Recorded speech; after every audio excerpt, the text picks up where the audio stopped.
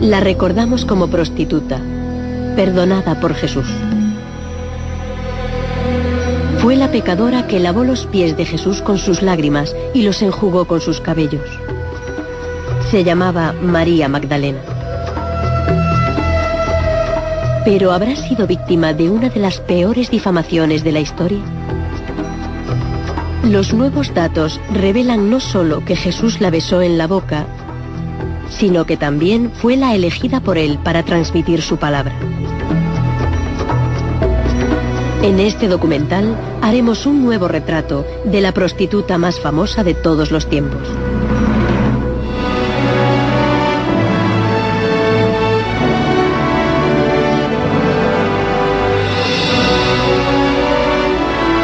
Las Escrituras. María Magdalena.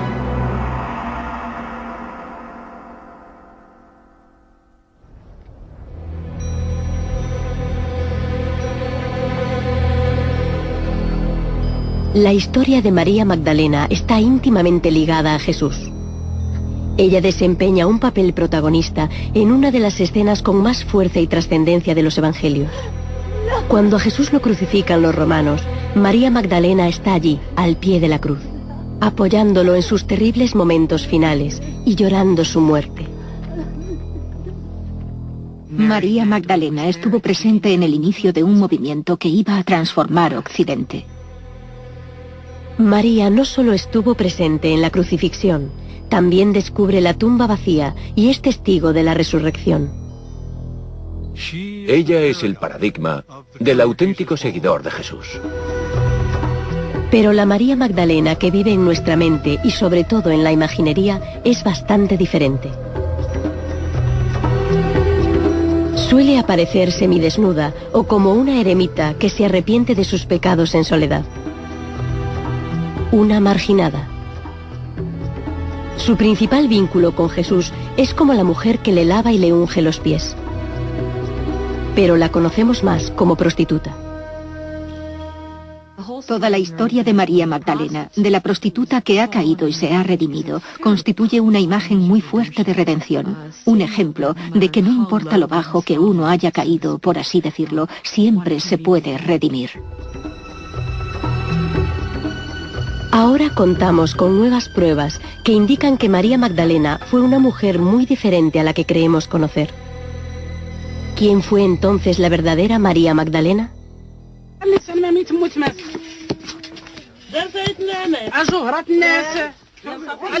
Aunque sabemos algo acerca de la sociedad judía de la antigua Palestina de hace 2000 años, sabemos muy poco sobre la propia María.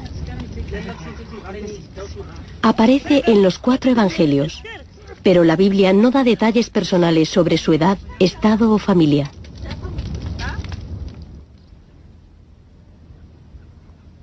Su nombre, María Magdalena, nos da la primera pista real sobre ella. Sugiere que procedía de un pueblo llamado Magdala. Hay un lugar llamado Magdala en la literatura antigua que aparece no solo en el Nuevo Testamento, sino también en textos judíos. De hecho, todavía existe un lugar llamado Magdala a 200 kilómetros al norte de Jerusalén, en la costa del mar de Galilea. El nombre completo del pueblo era Magdala Taricaea. Magdala significa torre y Taricaea significa pescado salado. Así que el nombre completo podría ser Torre del Pescado Salado.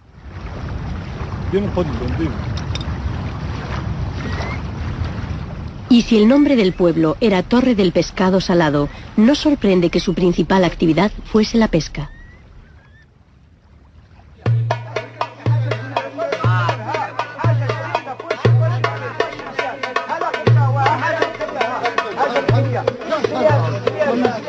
Como mujer que vivía en Magdala, María tal vez trabajó en los mercados de pescado. Si fue así, su vida sería muy dura.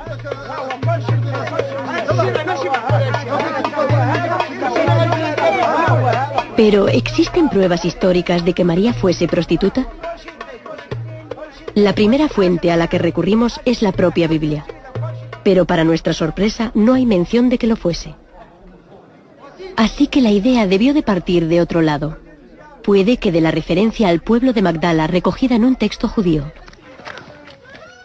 El texto judío que hace mención a Magdala se llama Lamentaciones Rabá, y todo lo que dice es que Dios juzgó a Magdala y lo destruyó por ser lugar de fornicación.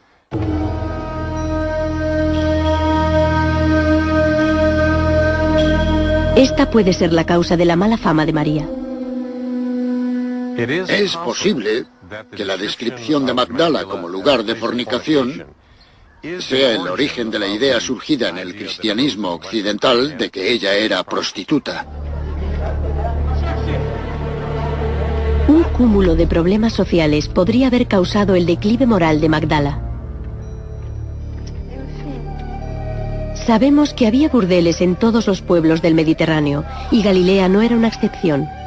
Era parte del Imperio Romano, que cargaba de fuertes impuestos a las familias, y a menudo las mujeres pagaban el precio más alto. La conquista romana y después el dominio imperial romano es probable que causase un gran impacto en Galilea. Económicamente acarrearía cada vez más impuestos al pueblo y eso causaría problemas a las familias. Cuando las familias empezasen a desintegrarse, podemos imaginar las consecuencias del creciente endeudamiento y como resultado, es posible que la familia entregase a esta muchacha como esclava en pago. Cuando la carga de impuestos se hacía insoportable y una familia ya no podía pagar sus deudas, a veces se entregaba a los hijos como esclavos. Tal vez ese fue el destino de María Magdalena. Una vez que estuvo bajo el control de un acreedor, que tenía el poder sobre su vida y también sobre su cuerpo, podemos imaginar cómo sería la vida de una mujer en la supuesta situación de María. En unas circunstancias tan duras, no es difícil imaginar que María pudiera haber sido prostituta, pero las pruebas son meramente circunstanciales. No obstante, el nombre de Magdala también podía indicar otra cosa. Simplemente que no estaba casada. Una mujer casada habría llevado el apellido de su marido, pero no era el caso de María, lo cual implica que estaba soltera. No existe nada en las pocas referencias que hay sobre María Magdalena en los Evangelios que indique que estaba casada. No se la describe como viuda y tampoco se dice que tenga hijos.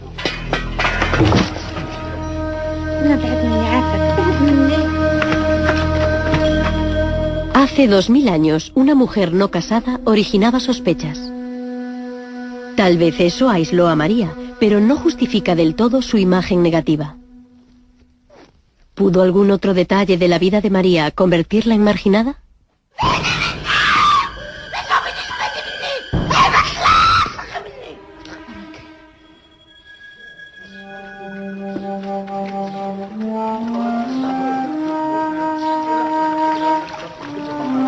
El Evangelio según San Lucas nos dice que Jesús expulsó a 7 demonios del interior de María, lo cual significaba que estaba poseída por malos espíritus.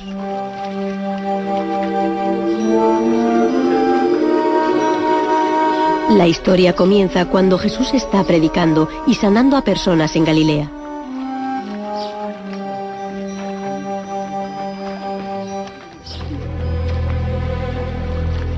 Jesús era conocido como exorcista. En todos los evangelios, una de las principales cosas que Jesús hace en su campaña para renovar Israel es practicar exorcismos junto con las sanaciones y también divulgar y predicar que el reino de Dios llegará pronto.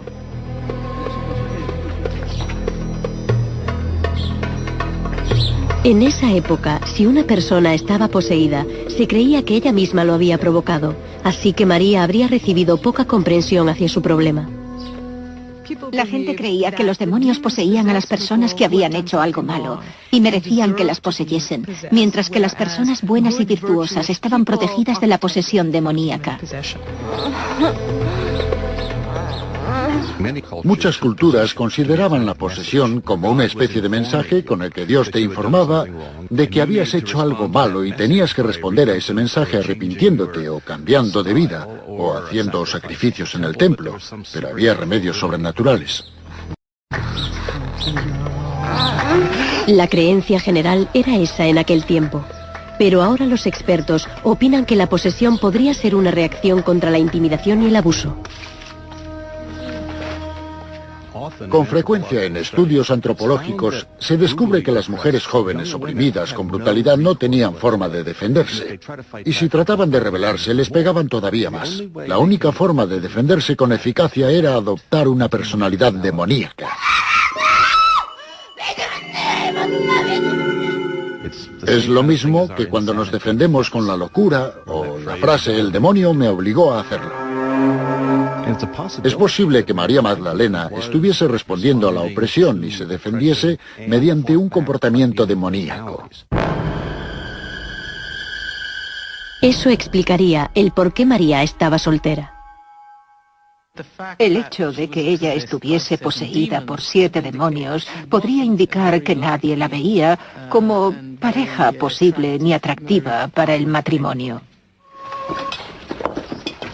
Fuese cual fuese la causa de su posesión, para el Evangelio según San Lucas, el exorcismo de María es un catalizador que la hace incorporarse al movimiento de Jesús.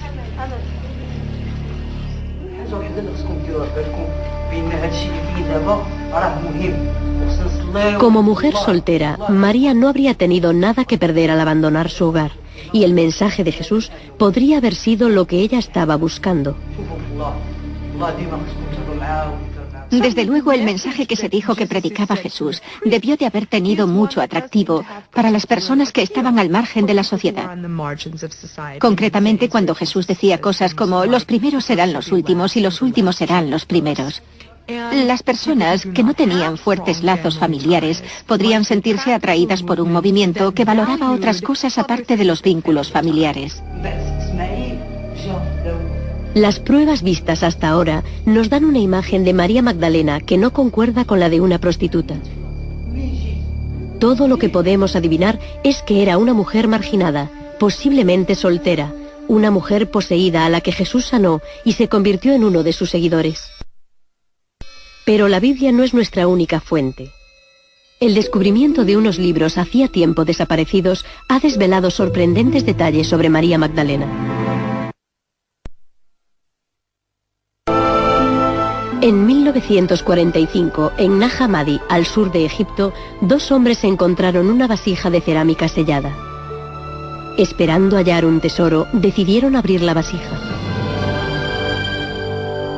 Dentro encontraron una colección de antiguos libros de papiro.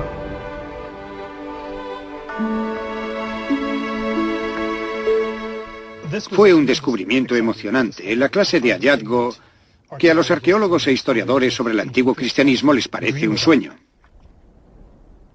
Nunca recibieron tanta atención pública como los rollos del Mar Muerto. Todo el mundo conoce los rollos del Mar Muerto, pero estos otros son mucho más importantes para escribir la historia del antiguo cristianismo, porque son un conjunto de textos cristianos. Mientras que los rollos del Mar Muerto revelan datos históricos judíos desconocidos, los textos de Nag Hammadi nos hablan sobre los primeros cristianos. Fueron escritos en copto, la lengua del Egipto cristiano antiguo. Ya que la mayoría de los primitivos escritos cristianos se han perdido, este descubrimiento fue excepcional.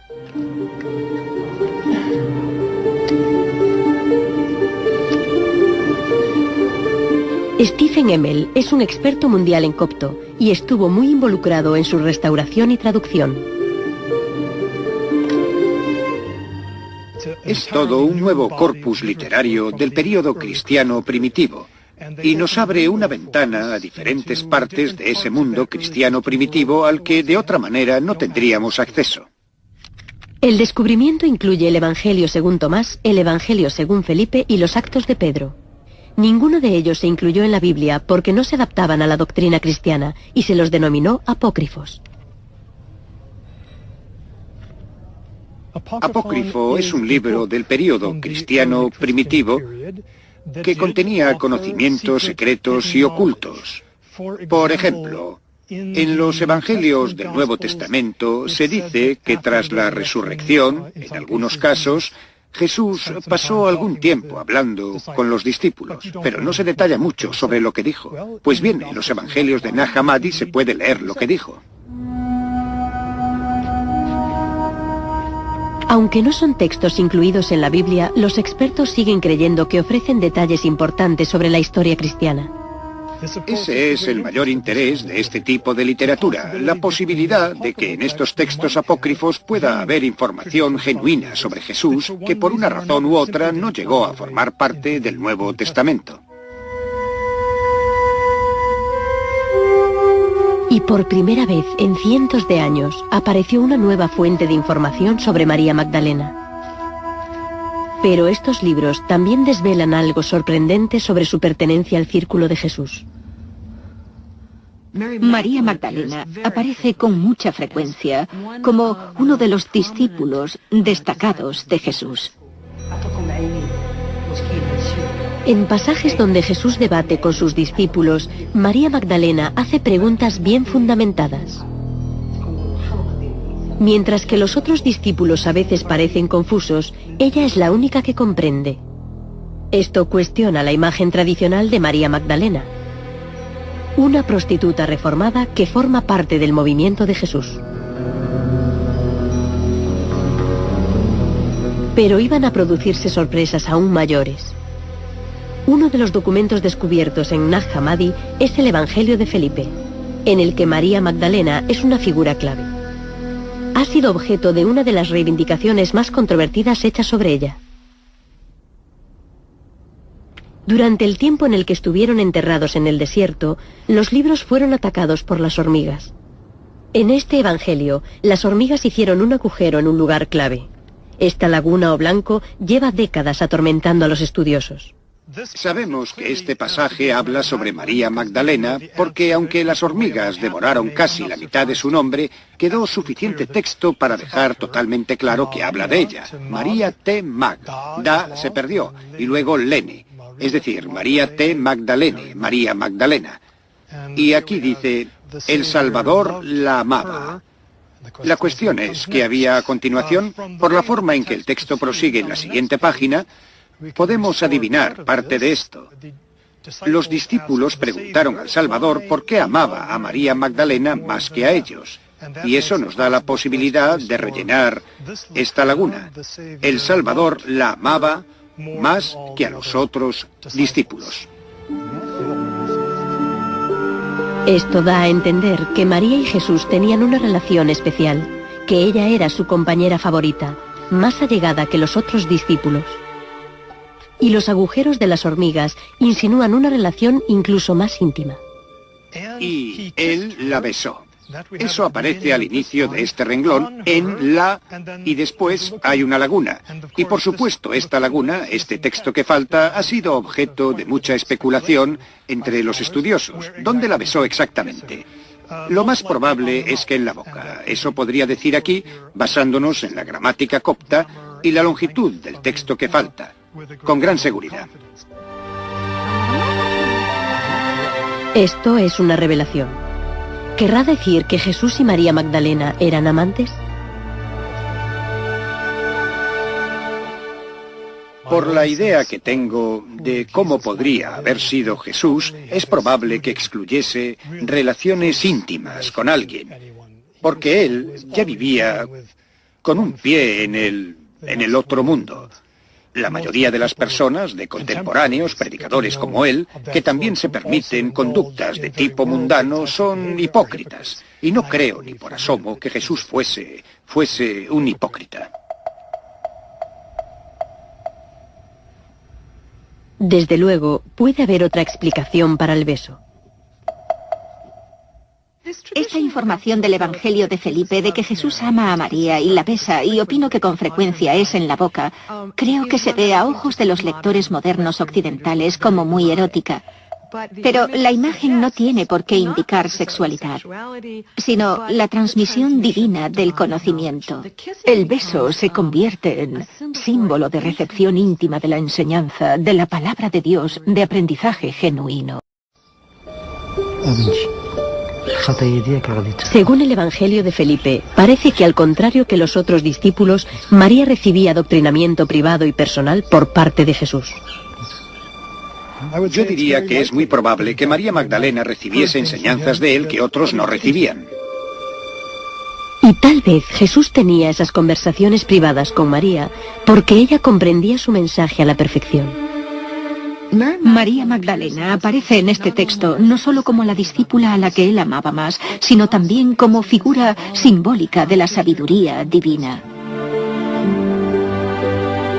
Estos relatos sobre María, como compañera más allegada a Jesús y símbolo de sabiduría divina, ofrecen un marcado contraste con la María Magdalena de la imaginación popular. A veces son tan diferentes y representativos de una visión tan distinta del mundo que el cristianismo tradicional ha dicho que en realidad no son cristianos. Tal disensión podría explicar el significado más común de la palabra apócrifo. Apócrifo adquirió connotaciones muy negativas, sobre todo en comparación con los textos que conformaron la Biblia. A menudo significa que no se debe leer, no se debe tomar en serio, ni tenerse en cuenta porque no es veraz. El contenido de estos libros está considerado por parte de muchas personas como leyenda. ¿Podemos creer entonces el Evangelio de Felipe? ¿Fue de verdad María la compañera más allegada a Jesús? Existen más pruebas de ello, y algunas de ellas están incluso en la propia Biblia.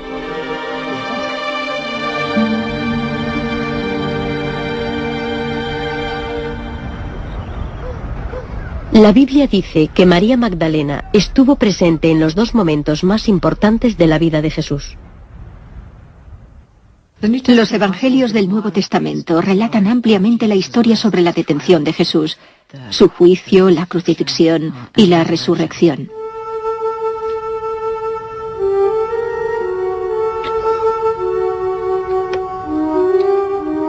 Un grupo de mujeres, entre ellas María, estuvieron presentes en la crucifixión.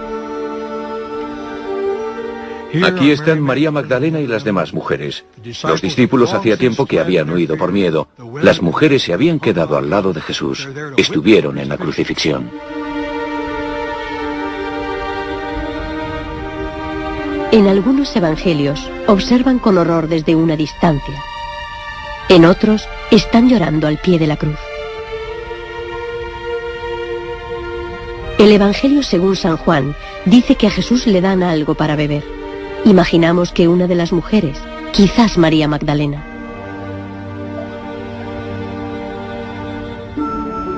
No sabemos históricamente si los romanos permitían que los seguidores asistieran a las ejecuciones. Pero si las mujeres estaban allí, seguramente sería terrible para ellas soportar la escena.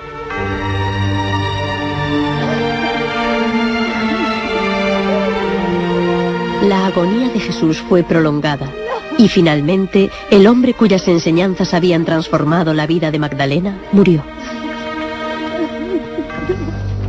Y el movimiento podría haber muerto con él.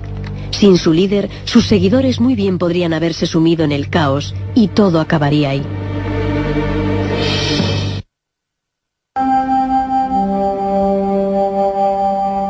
Tras su muerte, el cadáver de Jesús se colocó en un sepulcro de roca. Se nos ha dicho que María Magdalena fue una de las mujeres que lo velaron. No es difícil imaginar cómo se habrá sentido ella cuando fue a ungir el cadáver de su Mesías. En esa época era tradición que las mujeres judías preparasen los cadáveres. Estos se consideraban impuros, así que siempre era tarea de una mujer el prepararlos.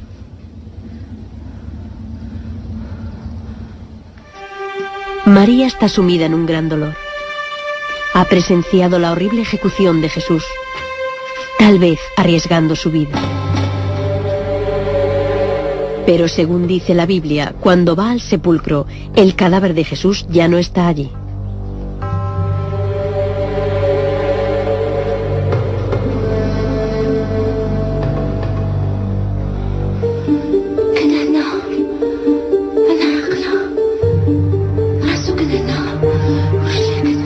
El relato completo del comportamiento de Magdalena tras descubrir el sepulcro vacío está en el Evangelio según San Juan. Ella está conmocionada y corre hasta donde los discípulos están reunidos para comunicarles la noticia.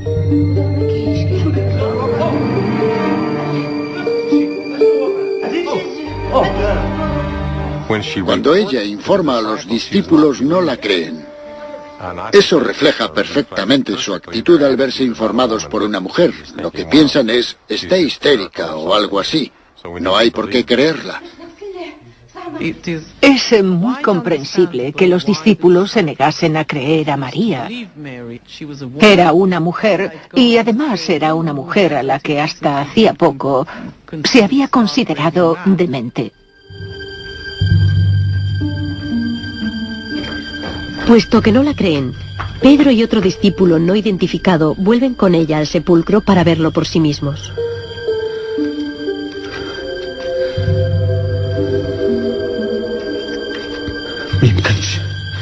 Pedro reacciona al ver el sudario abandonado con enfado y consternación. Pero el otro discípulo comprende lo que ha ocurrido, que Jesús ha resucitado de entre los muertos.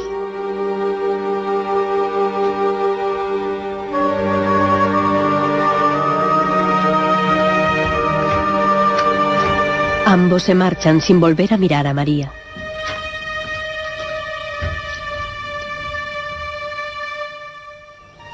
Entonces ocurre algo aún más extraordinario. Es el gran momento de María Magdalena.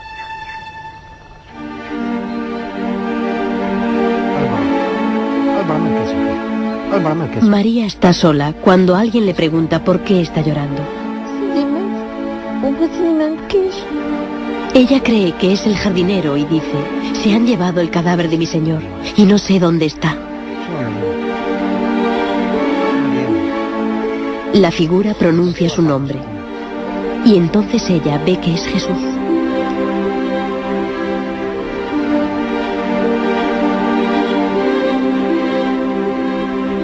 Se queda aturdida y dice, «Maestro», y se dirige hacia él para tocarlo.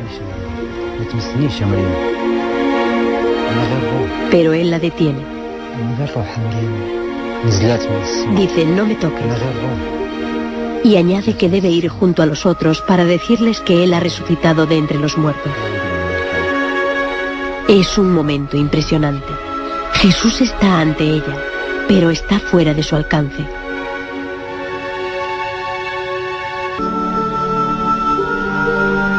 La resurrección de Jesús fue el punto clave para el cristianismo.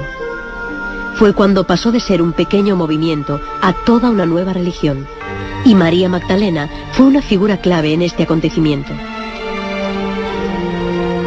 Se podría pensar, por tanto, que al menos a María se la reconocería como apóstol, uno de los primitivos misioneros que fundaron la religión, ya que cuenta con todos los requisitos expresados en la Biblia.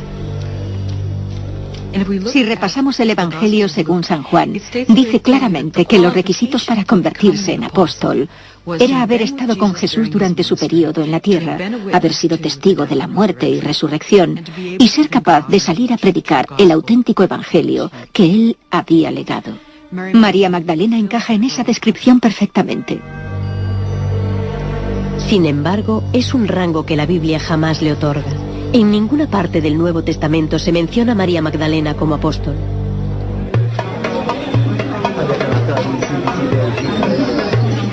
Para averiguar por qué, debemos volver a otro texto apócrifo largo tiempo perdido.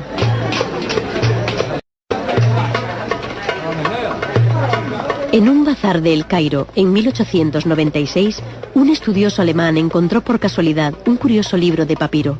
Estaba forrado de piel y escrito en copto, la primitiva lengua del Egipto cristiano antiguo. Pero la procedencia de ese documento era más bien misteriosa. Por desgracia, no sabemos casi nada del descubrimiento del manuscrito. La historia que circuló en aquella época era que procedía de Acmim, en el Alto Egipto, y se comentó que se había encontrado en la hornacina de una pared. El pueblo de Acmim albergó una comunidad cristiana perseguida en los primeros siglos.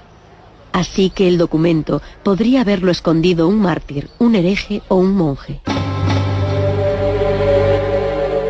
Al examinarlo con atención, el texto resultó ser desde luego excepcional. Era el Evangelio de María.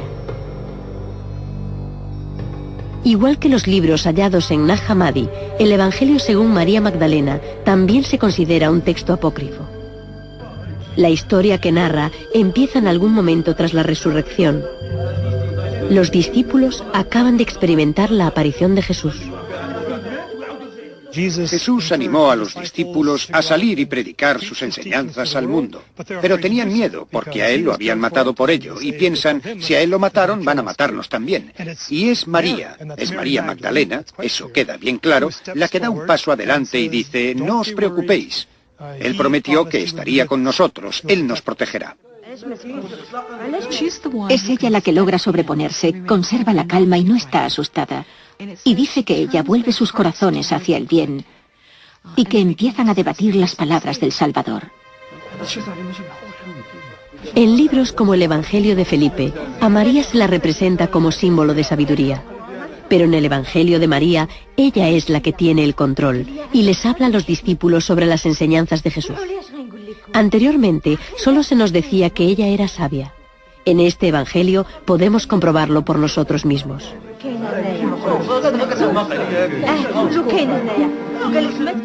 En ese momento, Pedro le pide a María que les cuente alguna enseñanza que ella ha oído y los demás discípulos no.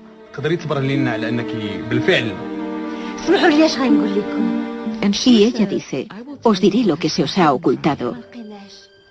Y les cuenta sobre una vez que se le apareció Jesús y una conversación que mantuvo con él.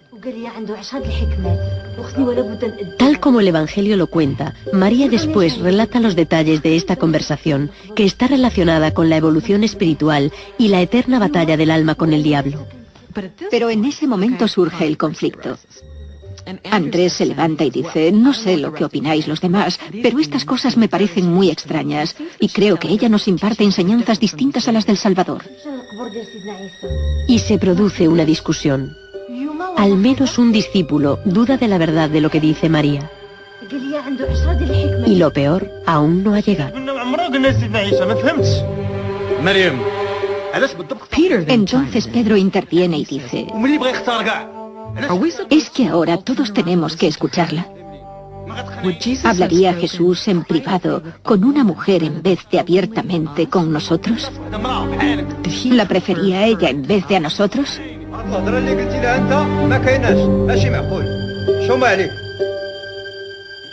Mateo defiende a María y acalla el ataque de Pedro contra ella.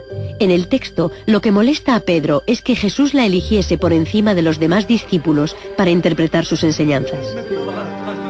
Pedro considera a María una rival que busca el liderazgo del grupo. Se la retrata como la discípula que de verdad capta la idea, por así decirlo, que realmente entiende y comprende las enseñanzas de Jesús. El texto deja claro que lo que la faculta para dirigir el grupo es su madurez espiritual. Lo irónico es que la mayoría de la gente considera a Pedro como la roca sobre la que se fundó la Iglesia, que es el discípulo destacado o principal, y que María Magdalena es como mucho una figura secundaria en el reparto de funciones. El Evangelio de María cuestiona de tal forma nuestra imagen de María Magdalena que debemos asegurarnos de su autenticidad. Después de todo, nadie sabe de dónde procede, y al contrario que otros escritos cristianos primitivos, no había referencias a él antes de que se hallase. Lo fascinante del descubrimiento del Evangelio de María es que no conocíamos su existencia, ni siquiera sabíamos cómo se titulaba. ¿Cómo sabemos entonces que es un documento antiguo auténtico y no una falsificación? Nos ayudaría a conocer su antigüedad. El texto copto es difícil de datar con precisión, pero sorprendentemente otros dos fragmentos del Evangelio se hallaron en un montón de basura, y estos estaban escritos en griego, lo que facilitó mucho el datado. Los fragmentos en griego se pueden datar basándose en la caligrafía. Eso indicó que el Evangelio de María es probable que se compusiera ya en la primera parte del siglo III o quizás en el siglo II. Y como destacado experto en copto, Stephen Emmel opina que es auténtico. Para que alguien falsificara a propósito estos manuscritos en la era moderna, haría falta una especie de talento que creo no existe. Ese alguien tendría que ser experto en fabricación de papiro con técnicas que llevan olvidadas hace más de 1000 años. Tendría que poseer un conocimiento del copto que supera con creces el acumulado por los grandes especialistas en esa lengua. Tendría que haber concebido todo un mundo del que nadie sabe nada con todo detalle. No es creíble que alguien pudiese elaborar tal falsificación. Si el Evangelio de María es genuino, podría dar la verdadera razón de por qué María Magdalena desapareció de la Biblia. Y para más controversia, ofrece una imagen bien distinta de los discípulos. Una de las cosas más fascinantes del Evangelio de María es que nos pide que nos replanteemos el relato sobre la historia cristiana. ¿Comprendieron los discípulos las enseñanzas? ¿Las entendieron y predicaron la verdad? Es algo radical y tal vez, no sé, puede que herético. Tal vez el Evangelio de María era demasiado radical. Presenta a María como maestra y guía espiritual de los otros discípulos. Ella no es un mero discípulo, sino el apóstol de los apóstoles. El Evangelio de María surgió de la forma en que se congregaron los primeros cristianos, y la composición de estos grupos se configuró por el lugar donde se reunían. Las primeras congregaciones se reunían en casas, atraían a personas que eran amigas. Comer juntos fue una de las primeras prácticas de estas comunidades. Y como las casas eran dominio de las mujeres, ellas tenían una función destacada dentro de estas comunidades. Las mujeres hacían toda clase de funciones, eran apóstoles, maestras, cabezas de las casas iglesia. Vemos, por ejemplo, en la carta de San Pablo a los Corintios, que había mujeres profetas dentro de la comunidad cristiana. Pero en los siglos II y III, las diferencias ya empezaban a surgir entre los grupos dirigidos por hombres y los grupos dirigidos por mujeres. En algunos grupos del cristianismo primitivo, María Magdalena se convirtió en una figura clave, una especie de prototipo que sobre todo representaba a la mujer cristiana.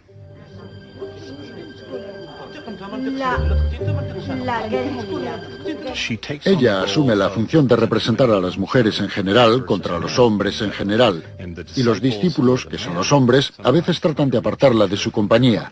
Ella se defiende a sí misma y por extensión a todas las mujeres. Pero el representante de los hombres que suele oponerse a ella es Pedro. La relación de María con Pedro acabó simbolizando este conflicto. Hay buena cantidad de escritos cristianos primitivos en los que la tensión entre Pedro y María resulta evidente. Y no se aprecia solo en los evangelios que ahora están en el Nuevo Testamento, sino también en gran cantidad de fuentes cristianas primitivas que no llegan a figurar en el Nuevo Testamento. A medida que Pedro y las ideas que él defendía se iban imponiendo en el creciente movimiento, la posición de María como discípulo importante quedó socavada.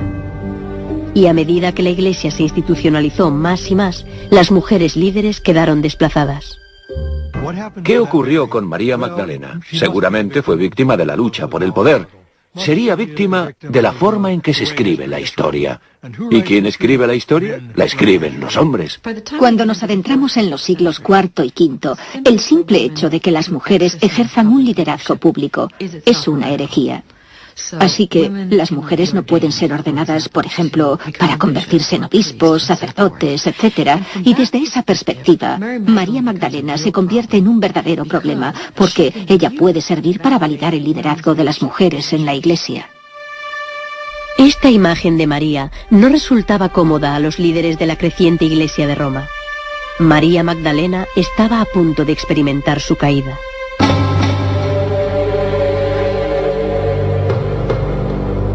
La Iglesia quería limitar la doctrina religiosa a la Biblia, así que tenía que erradicar las ideas no ortodoxas. Por supuesto, los libros de Nag Hammadi y el Evangelio de María eran parte del problema, así que desaparecieron. Pensemos un momento, hay unas personas en el siglo IV que tienen unos libros que contienen esos escritos. Las autoridades de la Iglesia dicen entonces, no leáis eso, no debéis tenerlo. ¿Qué haces con ellos? Bueno, tal vez los tiras o los quemas, o tal vez te dices, voy a esconderlos en algún sitio y quizás más adelante vuelva por ellos. Y si no vuelves a buscarlos, se quedan enterrados en el desierto. Pero al ocultar los libros, no se enterró a María Magdalena. No se la podía borrar de la historia de Jesús por completo, porque figuraba como uno de sus seguidores en los 4 evangelios. Así que había que buscarle otra función. Lo que se necesitaba era una historia alternativa para María Magdalena, así que lo que se hace es inventar la historia de que María es prostituta, y no creo que fuese algo inocente. De hecho, un examen detenido de la Biblia revela una sorprendente verdad. El que María Magdalena se convirtiese en la prostituta más famosa del mundo tiene que ver con determinada interpretación de los evangelios. Aparecen muchas mujeres llamadas María en los evangelios, y por desgracia para María Magdalena era una de ellas. Esto hizo posible que se la plasmase erróneamente, como la mujer descarriada que nos es tan familiar. Lo que ocurrió aquí fue que la mujer que ungió a Jesús en Lucas 7, a quien se denomina pecadora, unge a Jesús con su perfume, le enjuga los pies con su cabello y llora. Esta María luego se asocia con la María en el Evangelio de San Juan, que es la hermana de Marta, que unge a Jesús para su enterramiento. Esta María luego se confunde con María Magdalena, y así María Magdalena se convierte en la pecadora que ungió a Jesús. A partir de esto, enseguida se pasa a identificar a María Magdalena con toda pecadora anónima que aparece en los evangelios. Entonces la cuestión es, si ella es mujer, ¿qué clase de pecadora sería? Y decidieron que era prostituta porque es el típico pecado que cometería una mujer. Una de las formas de insulto hacia una mujer líder es relacionarla con una conducta sexual inadecuada y la prostitución. La transformación de María de apóstola pecadora y después a penitente estaba en marcha. Y en el siglo VI, el Papa Gregorio el Grande, en un sermón, expone el verdadero resultado moral de este punto de vista. En la Basílica de San Clemente, el Papa declara que los 7 demonios que habitaban en María simbolizaban todos los vicios. Pero después ella se había arrepentido y transformó el conjunto de sus pecados en virtudes. Así María Magdalena, la líder apostólica, se convierte en María Magdalena, la prostituta arrepentida. María Magdalena ahora tenía un nuevo papel. La creciente iglesia animaba a los convertidos a la fe a que reflexionasen sobre sus pasados pecados, y esta nueva María era el modelo de conducta idóneo. Se convirtió en una figura muy importante porque se la podía usar para demostrar que las mujeres debían arrepentirse, que el pecado de las mujeres era de tipo sexual y se la podía contraponer a la Virgen María. Ellas se convierten junto con Eva en la base para comprender a las mujeres y su sexualidad en Occidente. En su papel de penitente, María Magdalena aún tenía muchos adeptos leales.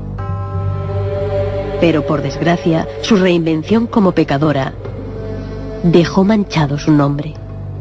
Declarar que ella es prostituta no es siempre algo positivo, aun en una tradición que considera a los penitentes muy importantes y ve el arrepentimiento de los pecados como lo que los humanos deberían hacer. La Iglesia Católica adjudicó un día del santoral a María y le consagró iglesias. Pero era una santa que personificaba el arrepentimiento. Tal vez sea hora de revisar el legado de María. Deberíamos recordarla no solo como seguidora de Jesús y alguien que vio a Jesús, sino también como alguien que seguramente fue una líder del movimiento cristiano primitivo.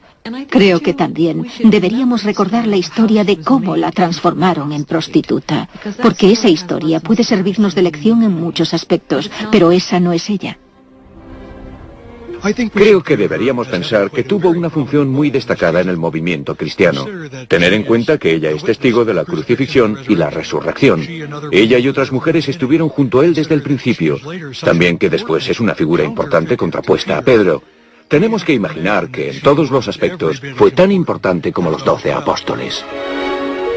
María Magdalena quizás fue una vez tan importante como los demás apóstoles, pero jamás ocupó el lugar que le corresponde al lado de ellos. Y tampoco, como algunos expertos creen, se la ha reconocido como merece. María Magdalena es una mujer muy sobresaliente, porque es ella quien, en mi opinión, sin ayuda, sacó a la luz y llevó adelante el cristianismo. En 1969, la Iglesia Católica reconoció que a María Magdalena se la había difamado. Retiraron el término penitente de su nombre en el santoral, pero muchos de nosotros aún la conocemos solo como prostituta. La campaña contra María Magdalena data de hace tantos siglos que es difícil recuperar la verdad. Pero tal vez un día a esta extraordinaria mujer se le reconozca lo que de verdad fue, una de las fundadoras de la fe cristiana.